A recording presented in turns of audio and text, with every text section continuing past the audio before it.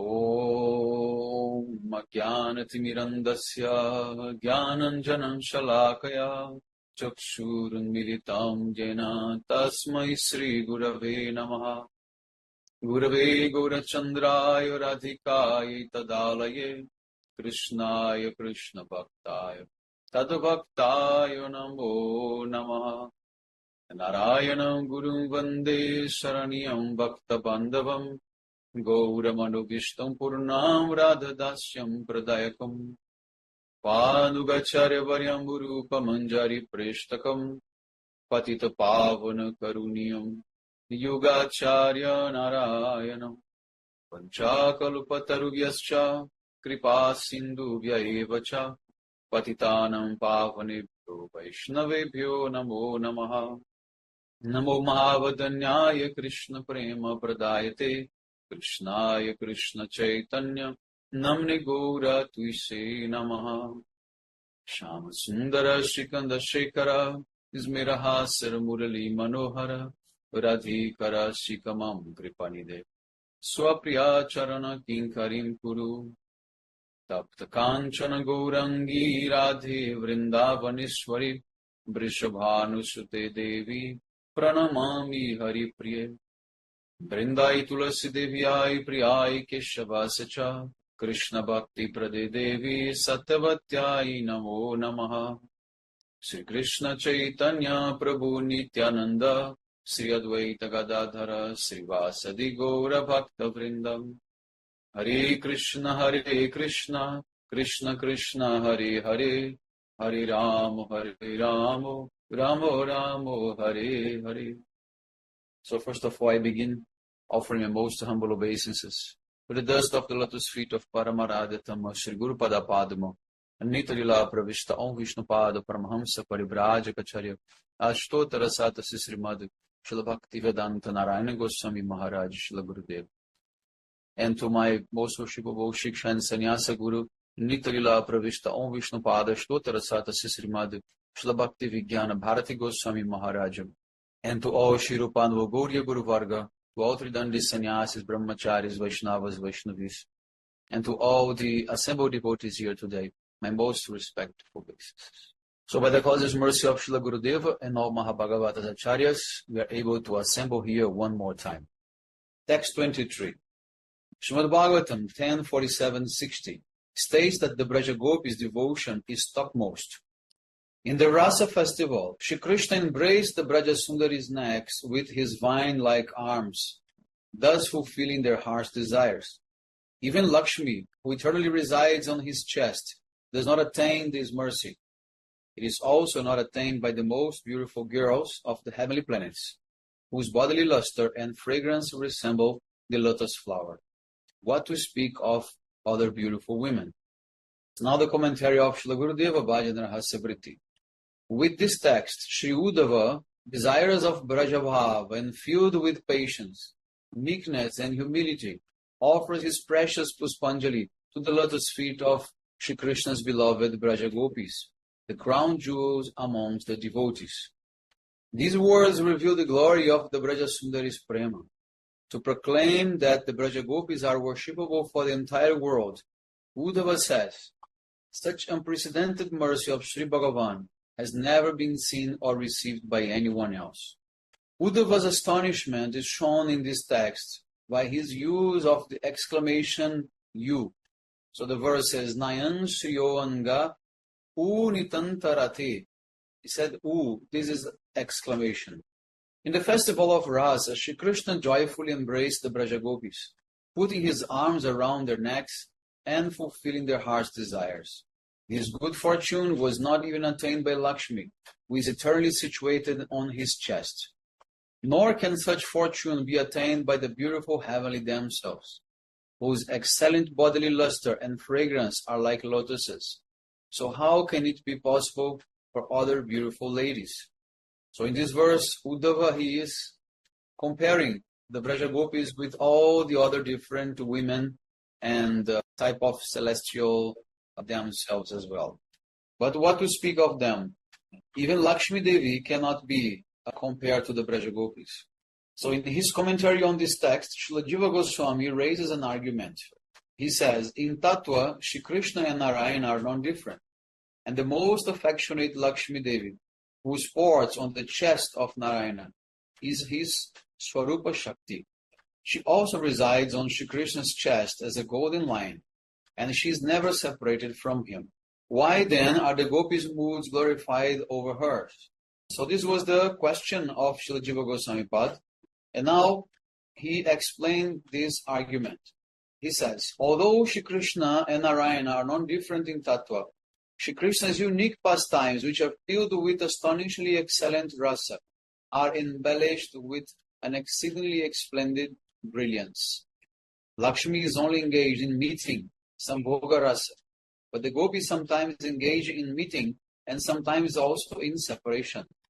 Lakshmi is Narayan's beloved, who enjoys pastimes on his chest, but the gopis are not merely Shri Krishna's beloveds. They delight in the nectar of amorous pastimes, endowed with paramur love, parakya bhava, thereby expanding his prema madhurya in an unprecedented way. Rajendranandana Shyama Sundara's Aishwarya and Madhurya only manifest in their topmost form when he is with the Brajadevis. So here two things Gurudev is mentioning that is like speciality of the love of the Brajagopis. The first is that they relate to Krishna in meeting and also in separation, while Lakshmi can only relate to Krishna in meeting. But because she's on the text of Krishna, so she's meeting with Krishna also. And the second reason is the love of Parakya, the Paramur love that the gopis have. Only gopis have this also. Eagerly desiring this Madhurya, Lakshmi also hankers to meet with Krishna. However, the gopis' one-pointed, steady devotion is absent in Lakshmi. So this is also one more point, is that the gopis have one-pointed love and devotion to Krishna, but not Lakshmi. In Naralila, Shri Krishna belongs to the caste of Gopas, cowherds. Because he considers himself a Gopa, his beloveds are naturally daughters of Gopas, and only they can be his beloveds. Sri Lakshmi did not want to accept the body of a Gopi. She was unable to take birth in the home of a Gopi, marry a Gopa other than Krishna for the sake of entering Parakya Bhav, associate with the Nitya Siddha Gopis, and give up her identification as a Brahmani. So that shows that Lakshmi is not one pointed to Krishna because she also considers Narayana as well as her beloved. Lakshmi wanted Krishna, but still keeping Narayan. She wanted both, not only Krishna. But gopis want only Krishna, nobody else. This is why she was unable to meet with Krishna. In Srimad Bhagavatam 10:47-35, it says that when her lover is far away, a woman thinks of him more than when he is present before her. Srila Vishwanath Chakravarti Thakur comments on this shloka as follows. He says, the lover's heart is more attracted to the beloved when she is far from him than when she is living near him. Due to this, although Lakshmi perpetually sports upon Narayana's chest, the glories of her good fortune are less than those of the gopis. The Rasa Lila is the crown jewel amongst all Shri Krishna's pastimes. Shri Sanatana Goswami says, the Rasa dance is the supreme rasa or loving exchange. Supreme rasa is that in which there is a relationship with the supreme object. The Rasa Lila does not take place in this world, nor does it occur in the heavenly planets.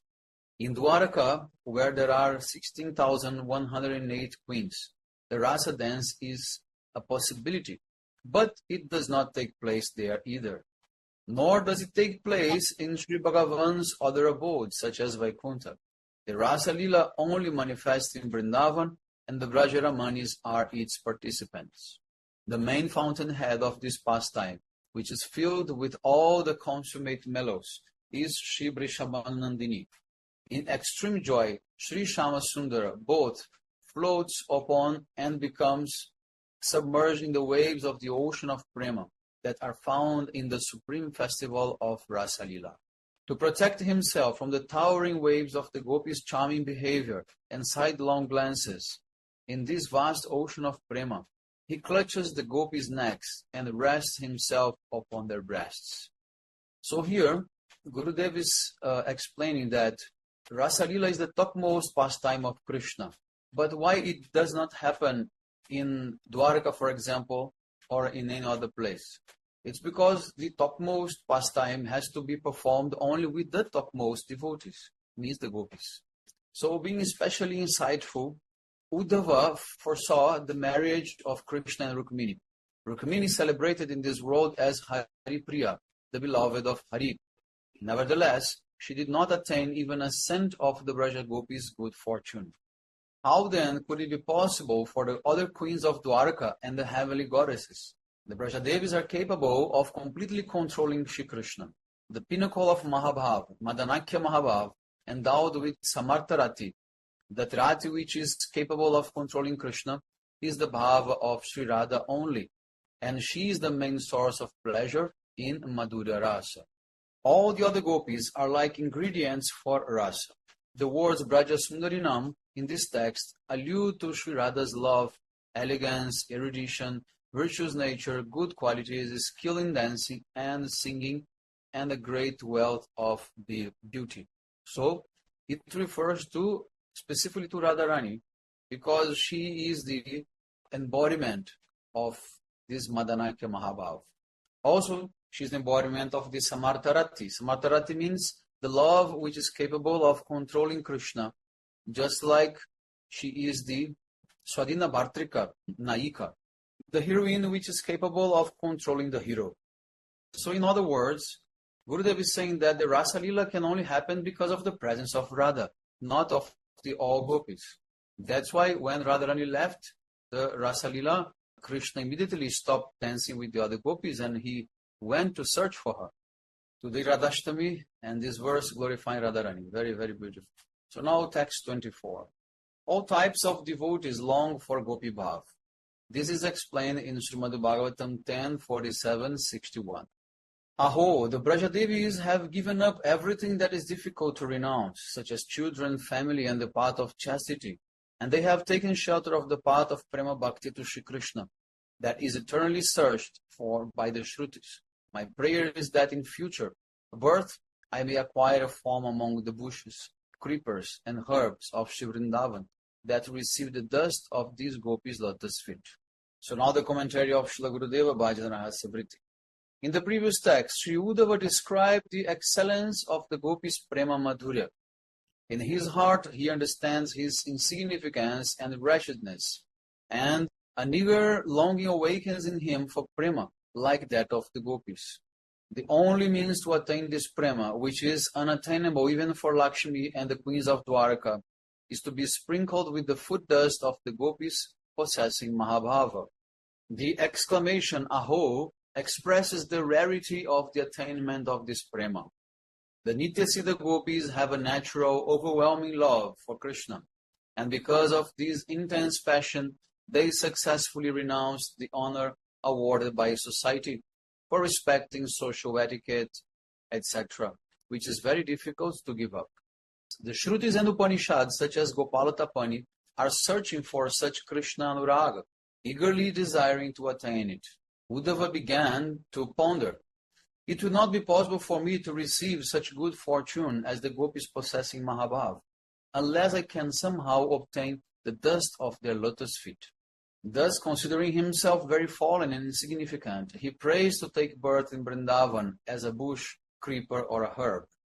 Sri Vishwanath Chakravarti Thakur elaborates on this in his Sarata Darshini commentary as follows. He says, it is because of their anurag that the Brajagopis gave up their reputation, self-control, and so forth, and departed in the middle of the night for a rendezvous with Sri Shama Sundara. Due to the strength of their prema, they were helpless and could not consider whether their decision to leave their family was right or wrong. As soon as they heard the sound of Sri Shama Sundara's flute, they were pierced by the arrow of lust, and as if mad, they moved like deer, leaving the forest path without caring for shrubs, thorns, and sharp grass. At the time, the dust of their feet fell on the grass, bushes, and other vegetation. I can only receive this dust by one day becoming such a grass, creeper, or bush.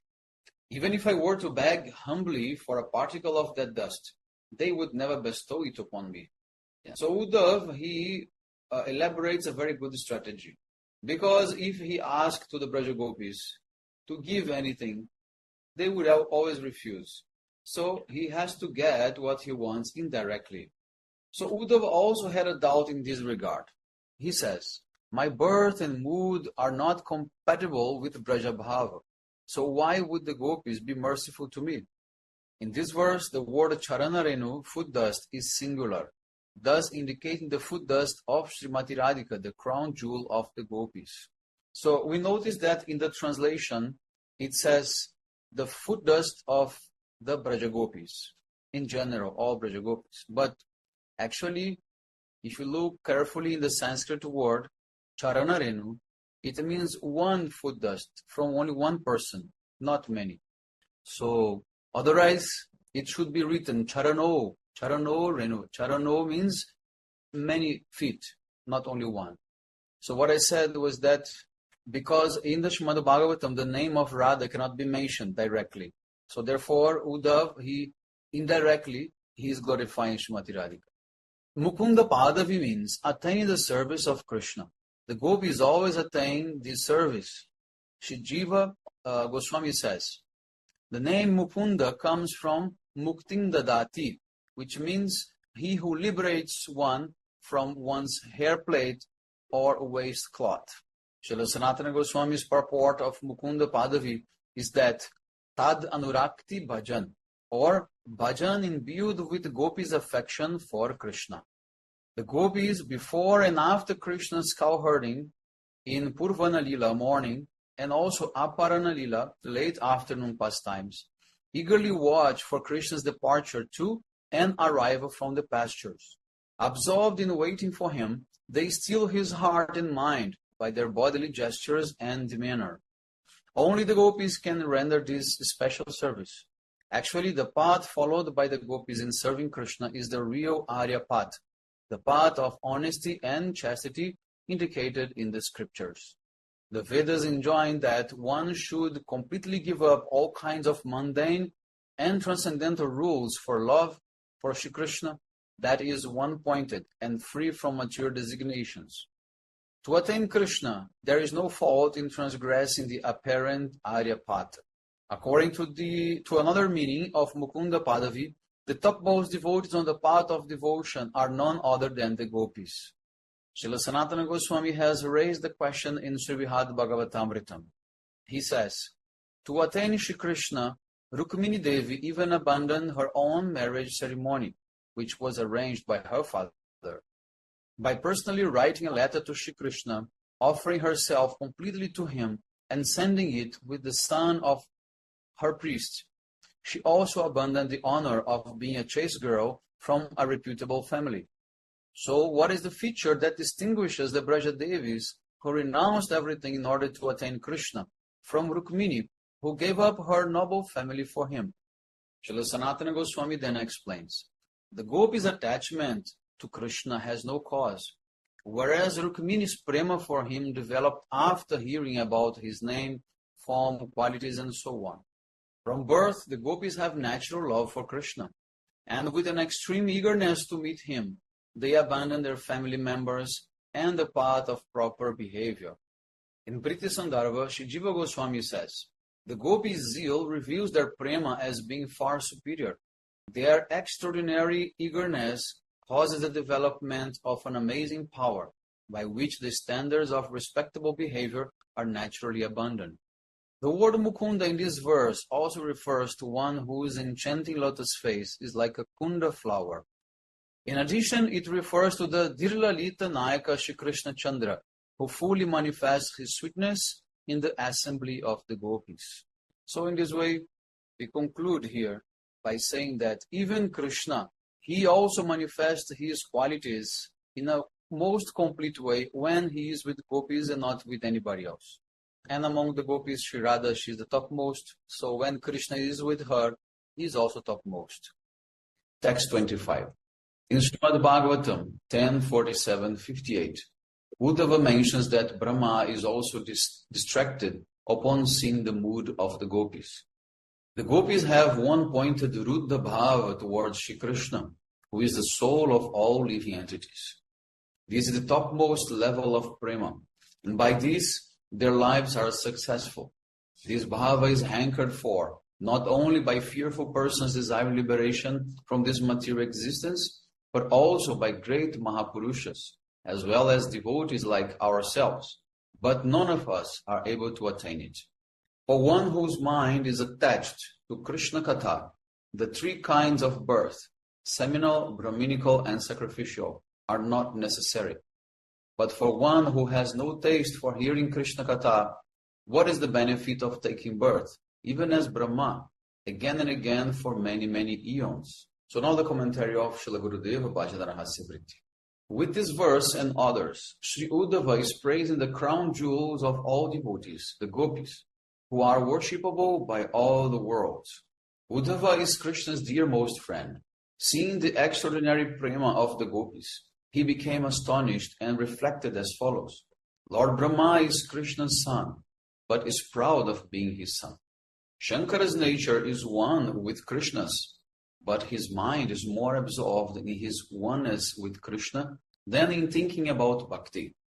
Shankarshan has the mood of a brother, and Lakshmi the mood of a wife, and these feelings are more prominent in them than the mood of prema.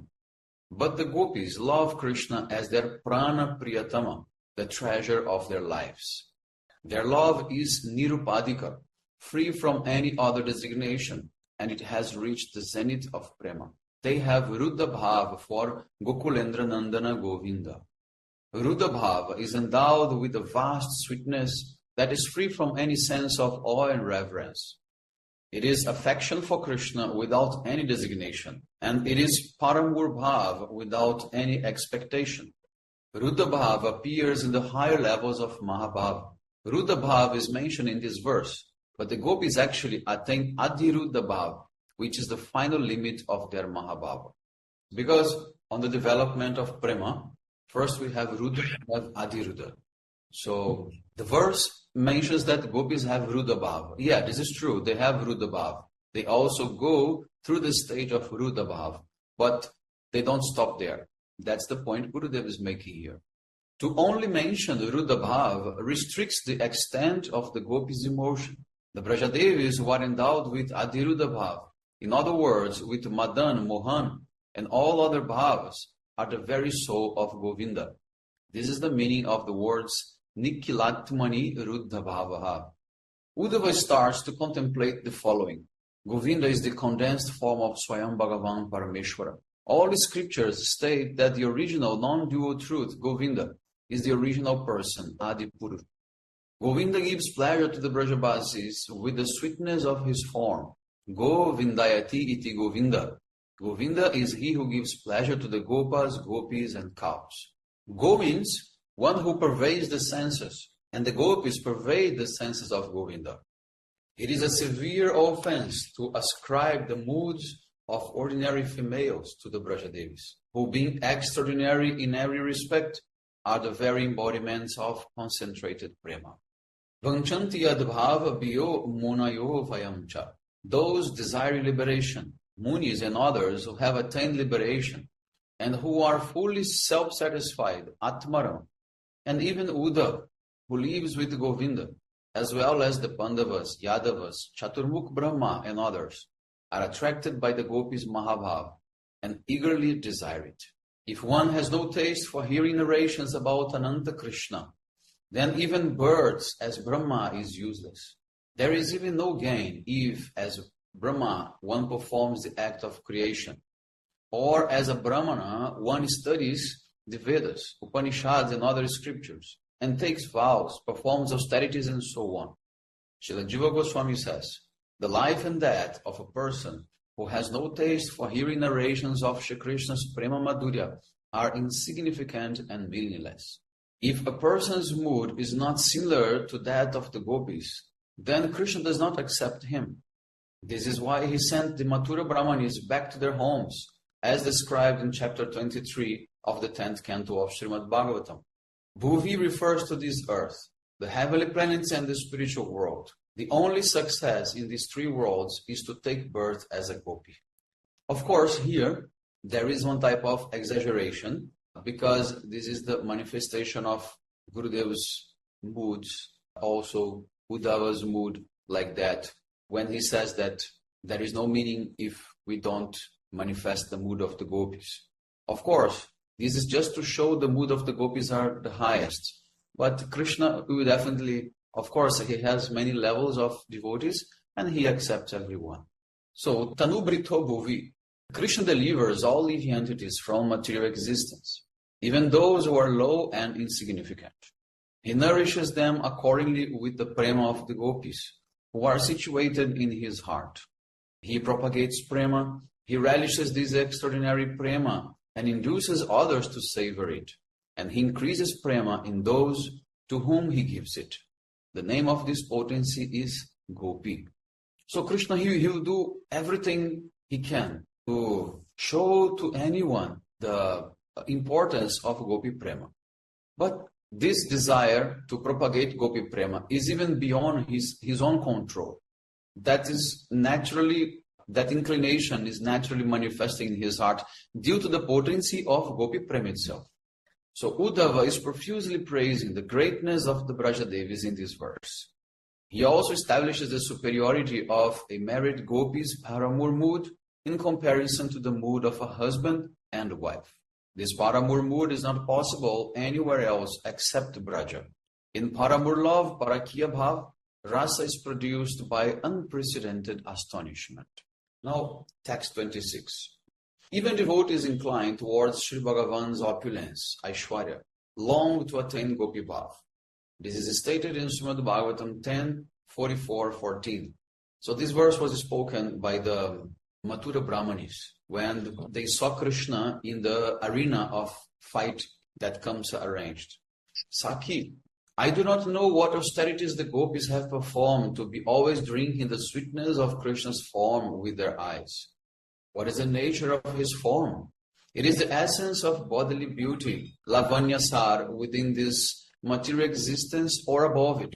There is no beauty equal to his. What we speak of a greater beauty? He is not decorated by anyone, nor is he perfected by ornaments and clothes. Rather, he is perfect in himself. While seeing this form, one does not become satiated, because its beauty increases at every moment.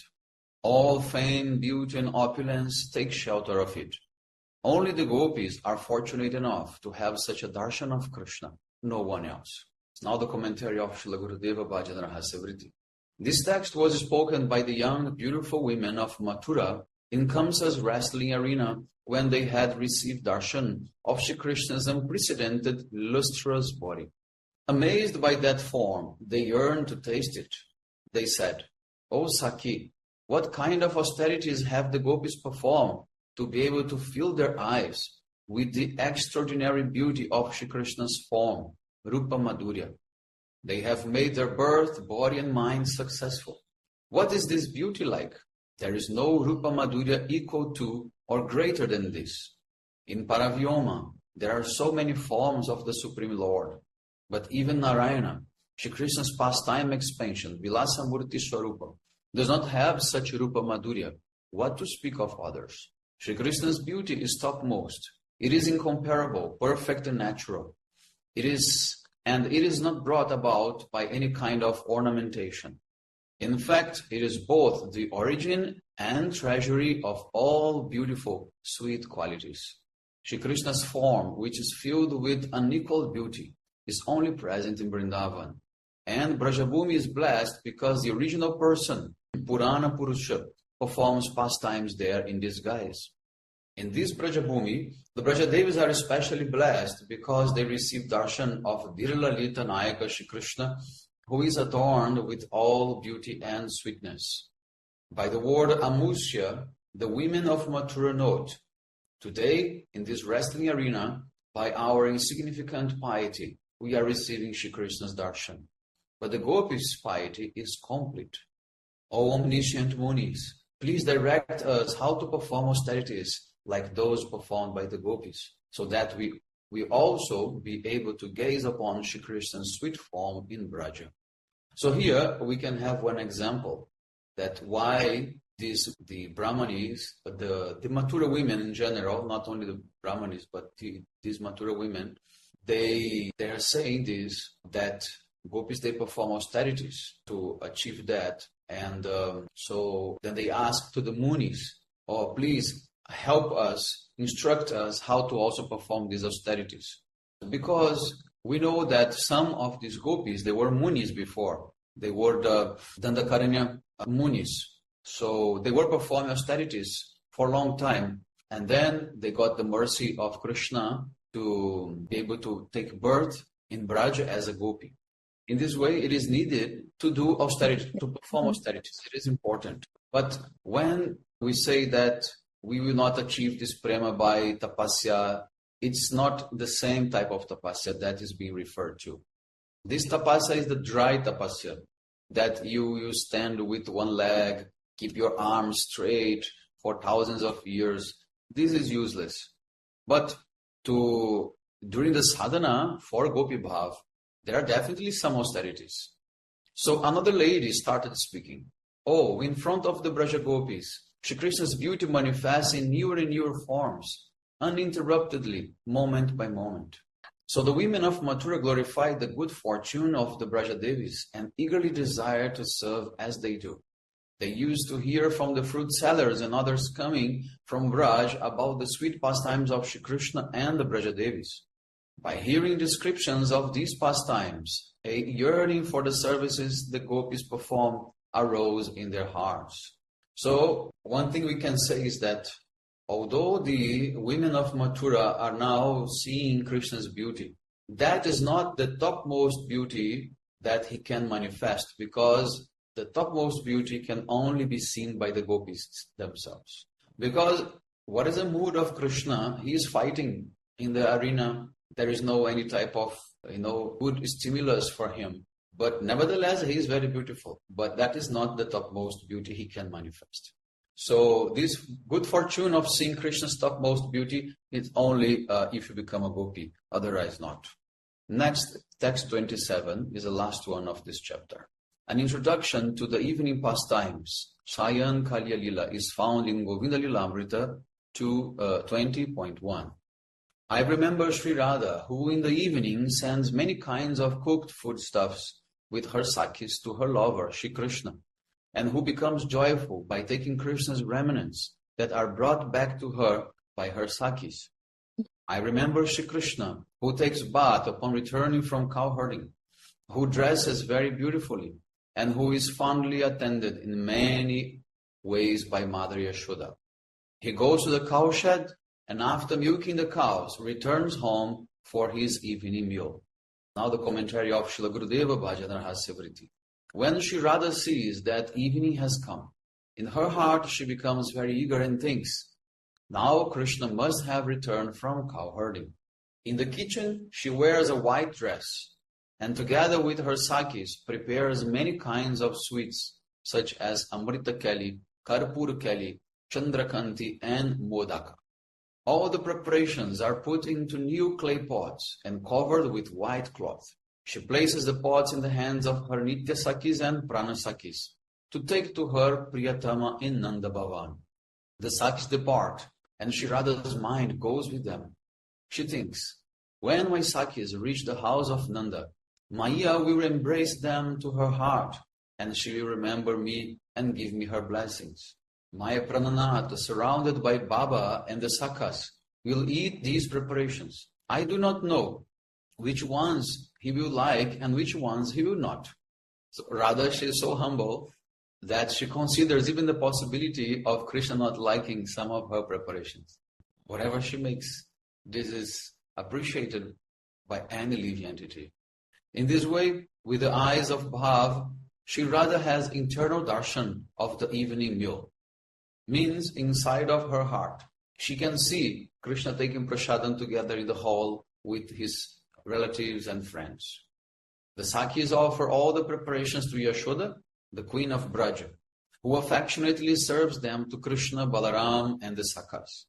Cleverly, Dhanishta places Shri Krishna's remnants in the hands of a Saki and sends them to Sri Radha, along with information about the location of their abhisar later that night. At the time, Sri Radha anxiously awaits the Sakis' return from Nanda Bhavan. When they arrive, they describe all the conversations at Nanda Bhavan and how Krishna appreciated each preparation. Sri Radha relishes Sri Krishna's remnants in the same way. The Sakis are also extremely happy to take the remnants of Sri Krishna and Sri Radha. So in this way, we conclude the chapter 6, which is Shayan Kaliya Bhajan. Pancha Kalpatarvesha Kripa Sindhu Bevacha Patitanam Pavanebhyo Vaishnavebhyo Nam. Hare Krishna.